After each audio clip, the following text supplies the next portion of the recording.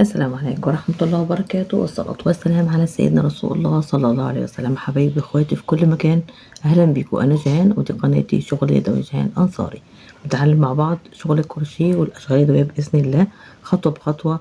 لكل المبتدئين هيبقوا محترفين بإذن الله معانا، وكل المحترفين أفكار جديدة جدا هتنفعكم بإذن الله. وقبل ما نبدأ المفرش النهاردة ونكمل شغلنا، بنبدأ نعمل أسئلة في السيرة النبوية، وكمان في ديننا الحنيف. فسؤال الحلقة اللي فاتت وبنجاوب طبعا في الحلقة اللي قادمة. سؤال الحلقة اللي فاتت كان بيقول: من الذي كان يأتيهما بالأخبار وهما في الغار؟ اللي هما سيدنا محمد وسيدنا أبو بكر رضي الله عنه. وكان عبد الله ابن أبي بكر الصديق. تمام، كان بيجيب لهم الأخبار. سؤال حلقة النهاردة: ما هي المكافأة التي رصدتها قريش لمن يأتيها بهما؟ ايه المكافأة اللي قريش حددتها علشان يجيب سيدنا محمد وأبو بكر يعني لقريش، وكانت هي ايه هي يعني. تمام، هنبدأ فيديو النهاردة ونقول بسم الله. طبعا احنا عملنا منزلقة في الغرزة الرابعة من السلاسل، وبعدين بطلع 1 2 3 4، باخد الخيط على 2 وبعمل العمودين دول اللي قصادي. تمام، 2، وبعدين باخد الخيط 1 2 3، باخد الخيط على 2 وبشتغل هنا عمود بلفتين، وبعدين 1 2 3، وباخد الخيط على 2 وبشتغل في الغرزة اللي هي هنا. احنا عملنا دي وبعدين عملنا هنا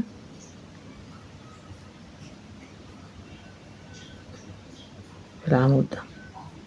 تمام كده عملنا 2، وبعدين ناخد الخيط 1 2 3، وباجي اعمل في الغرزة دي هنا عمود بلفتين، سوري كده.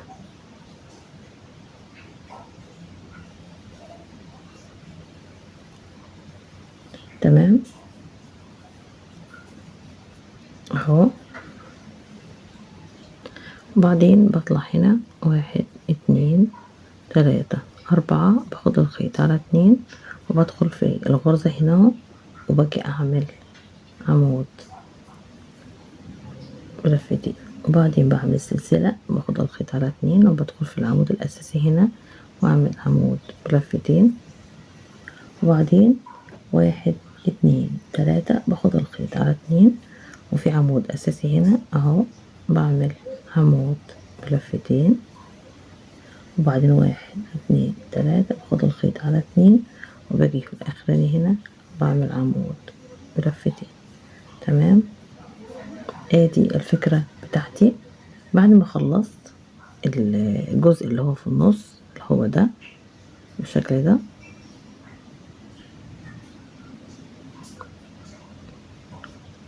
باجي هنا، سوري بس ايه هي الغرزة، العمود الاساسي مش ده، العمود الاساسي ده.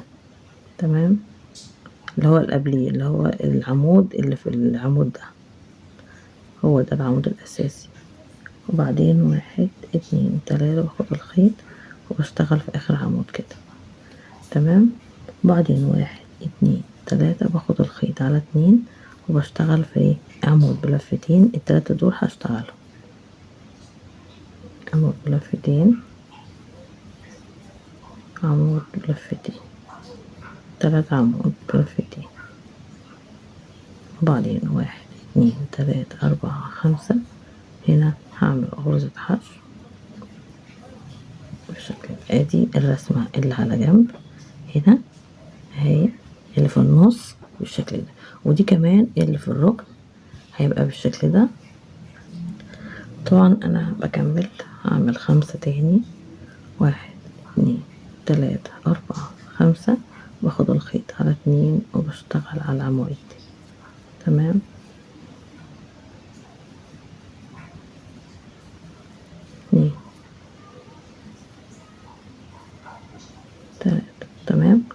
وبعدين 1 2 3 باخد الخيط على 2 وبدخل هنا وبعمل عمود بلفتين، وكمان بدخل اعمل 3 سلاسل،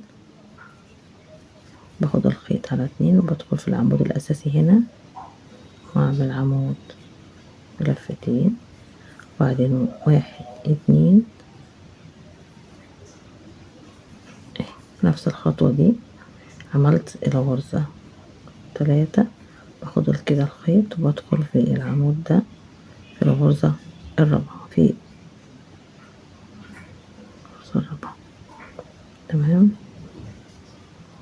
باجي بشتغل بقى على الجزء ده، فاعمل 1 2 3 4 باخد الخيط على 2 وبعمل 4 5 باخد الخيط وبعمل واحدة هنا عمود بلفتين، وبعدين اعمل غرزة سلسلة، بعدين اخد الخيط على 2 واعمل العمود ده هشتغله بالشكل ده. بعدين 1 2 3 باخد الخيط على 2 وبشتغل في العمود الاساسي، هشتغل هنا، وبعدين 1 2 3 باخد الخيط وبشتغل هنا، وبعدين 1 2 3 باخد الخيط وباجي طبعا على الغرزة بتاعتنا واشتغل عليها 3 عمود بلفتين. تمام بالشكل ده. عملت ركنين عشان تبقوا معايا في الخطوة اللي انا بشتغلها اهي كده. الخطوة بتاعتنا النص اللي غرزة السنبلة، وبعد كده من الجناب الناحية التانية يمين وشمال الخطوة بتاعتنا. هكمل بقى بالطريقة دي كل السطر بتاعي، ونرجع مع بعض نشوف الخطوة دي اخرها عاملة ازاي. انا هنا خلصت السطر بتاعي طبعا، وباجي هنا اقفل عفوا اقفل السطر ده بالشكل ده. تمام، بعد كده بطلع 1 2 3 4 باخد الخيط على 2 وبشتغل هنا عمود بلفتين. تمام، بلفتين سوري كده 2 بس، وبعدين بطلع 1 سوري باخد واحد تالت،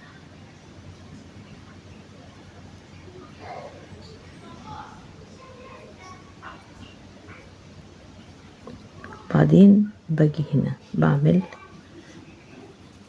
1 2 3 وبعدين باخد الخيط على 2 وبدخل هنا في الغرزة دي بعمل عمود بلفتين، وبعدين 1 2 3 باخد الخيط وبدخل هنا بعمل عمود بلفتين، 2 3 باخد الخيط وبدخل هنا في العمود ده بعمل عمود بلفتين، وبعدين 1 2 3 باخد الخيط على 2 وبدخل هنا بعمل كده. تمام، انا بداية الخطوة دي زي ما انتوا شايفين. وبعدين باجي بطلع في الغرزة بتاعتي ب5 1 2 3 4 5 باخد الخيط على 2 وبدخل هنا وبعمل عمود بلفتين، بعدين سلسلة باخد الخيط وبدخل هنا اعمل عمود بلفتين، وبعدين باجي على الغرزة اللي انا عملتها هنا بعمل 1 2 3 باخد الخيط على 2 وبعمل عمود بلفتين. تمام، وبعدين 1 2 3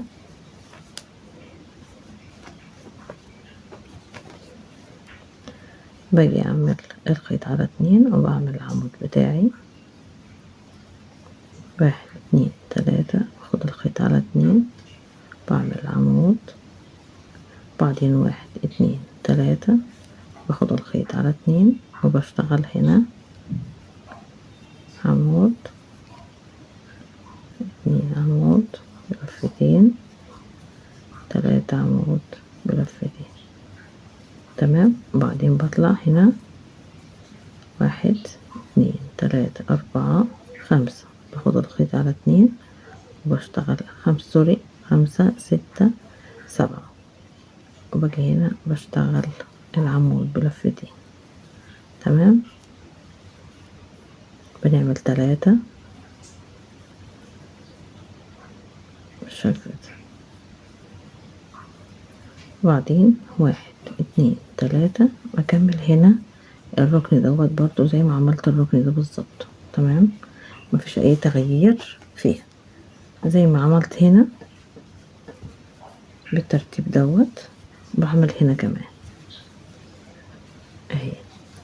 تمام، بكمل هنا زي ده بالظبط، وبكمل كده بقية السطر بقى بالشكل ده، ونرجع تاني مع بعض. جينا هنا في الغرزة الأخرانية كده، وبعدين عملنا 1 2 3 4 5، وبعدين عملنا منزلقة بالشكل ده 5. احنا عملنا 5 ولا 7؟ 7. تمام، وبعدين عملنا منزلقة، طلعنا بس في الغرزة اللي وراها وهنعمل 2 عمود بس بالشكل ده 1 2 3 4. دي البداية بتاعتنا.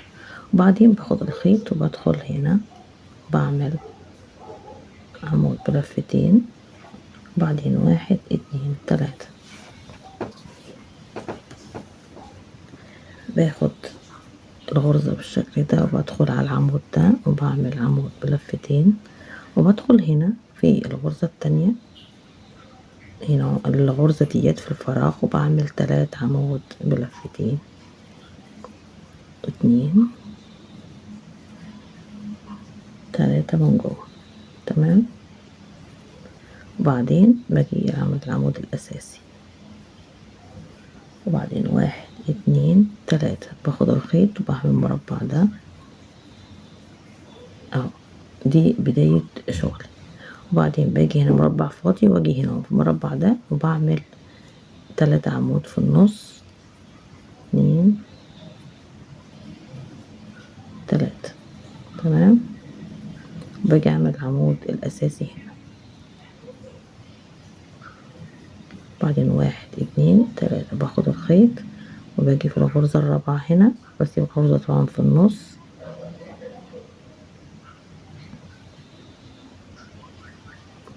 وباجي اعمل عمود بلفتين، بطلع زي العادة، بطلع هنا ناحية 1 2 3 4 باخد الخيط على 2 وبدخل هنا وبعمل عمود بلفتين.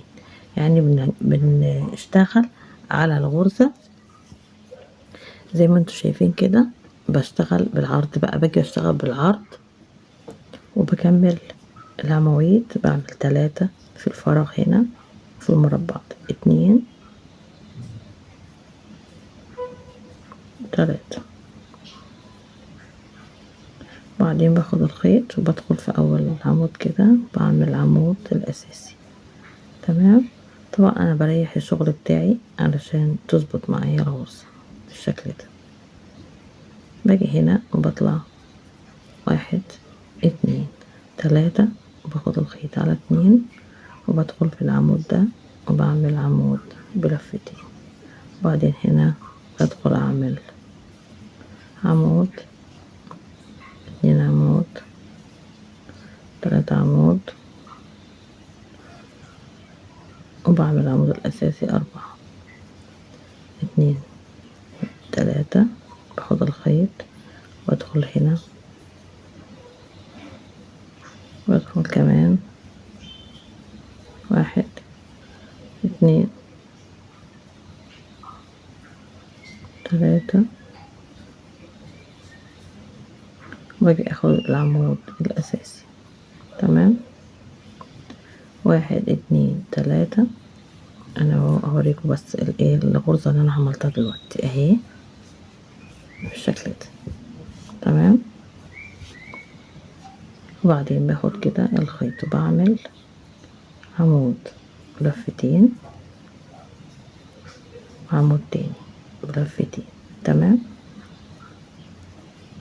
وباجي هنا باخد الغرزة بتاعتي هنا بدخلها وبعمل 1 2 3. بس استنى اعمل غرزة حشو هنا، غرزة حشو، وبعدين بطلع 1 2 3 وبدخل هنا بعمل غرزة بالشكل ده، وبعدين باجي اخد الاتنين التانيين. تمام،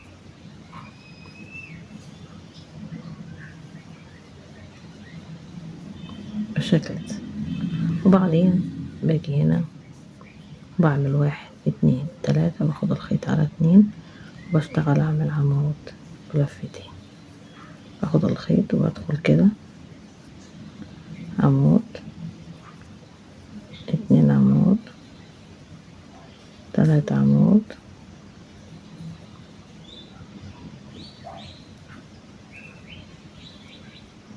كده، وبعدين 2 سلسلة 3، باخد الخيط وادخل هنا، وبعدين بدخل اعمل فيه عمود، 2 عمود، 3 عمود، والعمود الاساسي 1 2 3.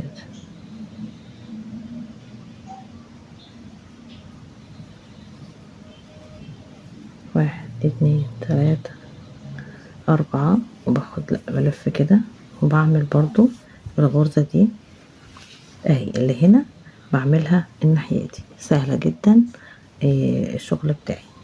رجعي الفيديو وهتلاقي الجزء دوت اهو بشتغل بيه، واجي الناحية التانية بشتغل وبشتغل الجزء ده كمان معايا كمان، بحيث ان انا اقفله مع بعض كده. هكمل انا بنفس الطريقة هنا، هعمل الجزء ده وكمان اعمل كل المفرش من كل الزوايا، واجي لكم تاني. كده وصلت لاخر السطر. هبدأ معاكم اعمل الجزء الاخراني. عملت غرزة البيكو هنا في السلسلة 7 سلاسل، وبعدين باخد الخيط كده وادخل سوري هي اخر غرزة، باجي هنا في الغرزة الاخرانية الرابعة وبعمل منزلقة. بكده انا عملت اخر السطر بتاعي. تمام، في المنزلقة انا كده عملت المفرش بتاعي زي ما انتم شايفين كده. ادي المفرش بتاعي، ما عملش 10 جرام. الخيط خفيف فتلته ناعمة وفيها اكليريك، فالاكليريك بيبقى بيدي خفة ونعومة، كمان في لمعان، فما خدش خيط كتير. فلغاية دلوقتي هو المسافة من هنا لهنا القطر يعني 30 سنتي. تمام. هعمل انا بعد كده الفينش بتاع الغرزة، وهو عبارة عن 3 خطوات، 3 4 خطوات تقريبا، لا 3 خطوات بالظبط. الفينش بتاع المفرش لما اكون عايزاه بالحجم ده. فالخطوة الجاية اللي هو هعملها بعد كده بتبقى بداية النهاية، بداية الفينش. تمام، الفينش هعمله على 3 مراحل، على 3 سطور. فبدايته اللي هي الخطوة اللي جاية. فانت لو عايزة تكبري مفرش اكتر من كده، محتاجة تعملي مفرش اكبر من كده بنفس الطريقة، فانت بتكبري بنفس الخطوات بتاعتي. الاختلاف ان انت بتزودي عدد العواميد هنا. لو عايزة تكبري المسافة بتكبريها من اول هنا، وبتزودي عدد العواميد في الوحدات دي. تمام، ما تزوديها هتعرفي توصلي للطول اللي انت عايزاه زي ما انت عايزه، بس بتزودي هنا فبتديكي مسافة اكتر في الاقواس اللي بتبقى 3 حشو 3 حشو. تمام، يعني بتكبر لك مساحة الغرزة هنا. تمام. بس كده المفرش خلص بالنسبة لنا، وفاضل بس فيديو الفينش بإذن الله، وفيديو الخطوة الأخرانية هنعملها خطوة لوحديها بإذن الله. وأشوفكم بخير، ودعوة حلوة كده منكم في ظهر الغيب بإذن الله. يسعدني جدا إن انتوا تدعوا لي، وإن شاء الله الدعوة لكم بالمثل. إلى اللقاء، مع تحياتي جيهان أنصار.